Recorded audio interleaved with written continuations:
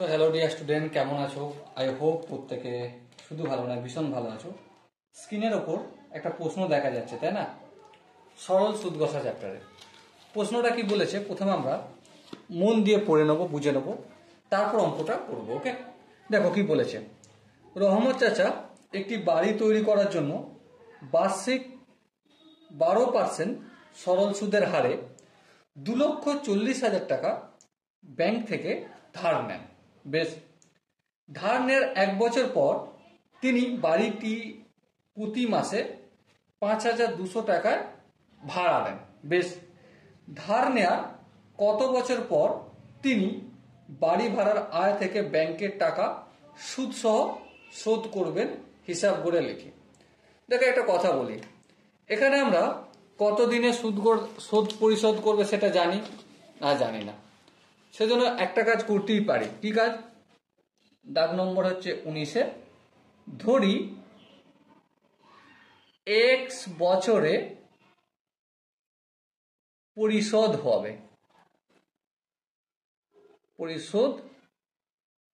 হবে, সুদ সমেত আসল।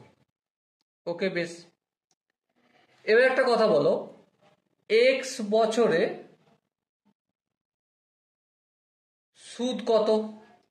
অবভিয়াসলি আমরা নির্ণয় কত? P R T by 100, P R T by 100। হ্যাঁ, পি মিনস প্রিন্সিপাল অ্যামাউন্ট কত? 2,40,000।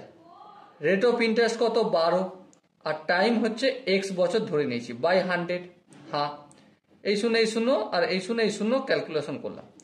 এবার দেখো 12কে এক্স, আবার সেটাকে আবার 2,400 দিয়ে যদি গুণ করি, তাহলে 4 বারং 48, 12 দুগুণে 24 আর 28 হবে। বেশ, এই দুটো শূন্য বসলো, এক্স হলো। তাহলে এত টাকা হচ্ছে সুদ। বেশ, সুদ এত টাকা। তাহলে সুদ প্লাস এক্স বছরে সুদ প্লাস আসল সমান কত? তাহলে এক্স বছরে সুদ প্লাস আসল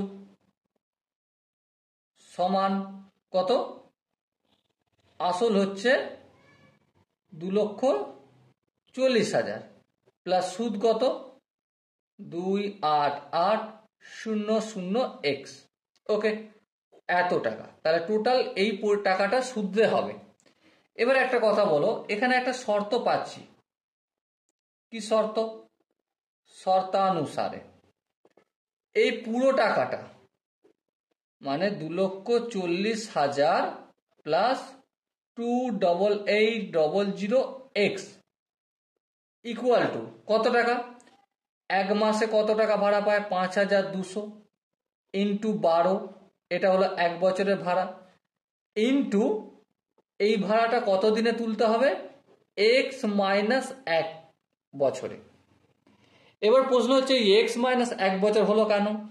দেখো কোশ্চেনে বলা রয়েছে যে ভাড়া লোন নেয়ার 1 বছর পর থেকে, ধার নেয়ার 1 বছর পর তিনি বাড়িটি প্রতি মাসে 5,200 টাকায় ভাড়া দেন। তাহলে যত দিনে এই টাকাটা হবে তার 1 বছর কমে সুদ দিতে হবে। হ্যাঁ, টাইম হচ্ছে এক্স মাইনাস 1, এত বছর। এরপর সিম্পলি ক্যালকুলেশন করব। হ্যাঁ করব, তাহলে করে নিই।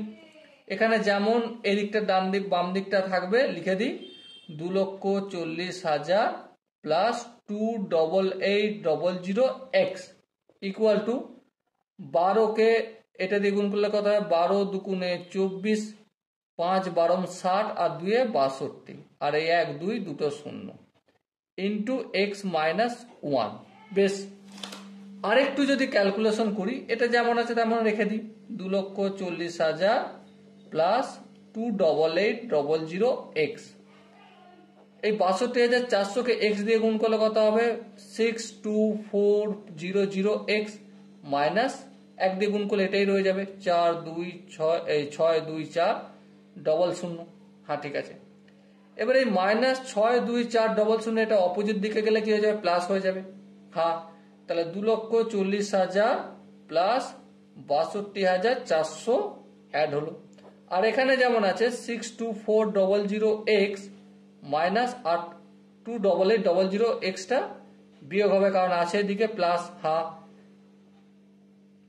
ওকে, এরপর দেখো এই দুটো যদি যোগ করি কি পাবো, 0 0 দুটো শূন্য দুটো শূন্য যোগ করলে দুটো শূন্য, 4 আর এই শূন্য যোগ করলে 4, 2 আর শূন্য যোগ করলে 2, আচ্ছা 6 আর এই 4 যোগ করলে 10, 10 শূন্য, হাত থেকে 1, 2 আর 1 3, এটা হলো। আর এখানে বিয়োগ করলে দেখো দুটো শূন্য আর এই দুটো শূন্য, এখানে হয়ে গেল 8 করে দেয় 14, 8 আর 6 14, 6, 8 একে 9, 9 করে দেয় কত 12 নাকি, 3 হবে, 2 একে 3, 3 করে দেয় 6, 3 দিতে, তাহলে এত হলো। বেশ, এরপর এইটা এক্স এর সাথে গুণের আকারে আছে, অপোজিট দিকে পাঠালে ভাগ হয়ে যাবে, তাহলে কত হবে 3,24,000 একক দশক শতক হাজার অযুত লাখ, 3,02,400 ডিভাইডেড বাই এখানে 33600 ইকুয়াল টু এক্স। এই শূন্য এই শূন্য এই শূন্য এই শূন্য কাটলো। এবার দেখো 336 আছে আর উপরে আছে 3024। আমি যদি 336কে 10 দিয়ে গুণ করি তাহলে উপরে হওয়ার কথা হচ্ছে 3360, কিন্তু তার থেকে যদি জাস্ট 1 কমাই মানে 9 দিয়ে গুণ করি তাহলে কত হবে দেখো, আচ্ছা এখানে করে দেখে দিই, 3 3 6 গুণিতক 9, 6 9 54, 4 হাতে থাকে 5, 9 3 9 27, 27 আর হাতে কত ছিল 5 ছিল, 27 7 আর 5 কত 12, 2 হাতে থাকে 1 3, 3 9 27, 27 আর 3 30। বেশ, তাহলে দেখো 336কে যদি 9 দিয়ে গুণ করি কত হচ্ছে 3024, তাহলে এই 336 দিয়ে কেটে দিলাম, এখানে 9 হলো, তাহলে এক্স কত হলো, এক্স 9 পেলাম। তাহলে আমরা খুব সহজে কি বলতে পারি, অতএব রহমত চাচা 9 বছরে সমস্ত টাকা সুদ সহ আসল পরিশোধ করবেন। ওকে, বলো এই কোশ্চেনের কোন জায়গাটা এমন আছে যেখানটা তোমার মনে হয়েছে বুঝতে পারিনি। আই হোপ প্রতিটা স্টেপ বোঝা গেছে। যদি কোনো জায়গায় বুঝতে অসুবিধা যায় তো কমেন্ট সেকশন রয়েছে, কমেন্টে অবশ্যই জানাবে। আর দেখা হচ্ছে নেক্সট সেশনে, ততক্ষণ পর্যন্ত ভালো থেকো, সুস্থ থেকো এবং জয় হিন্দ।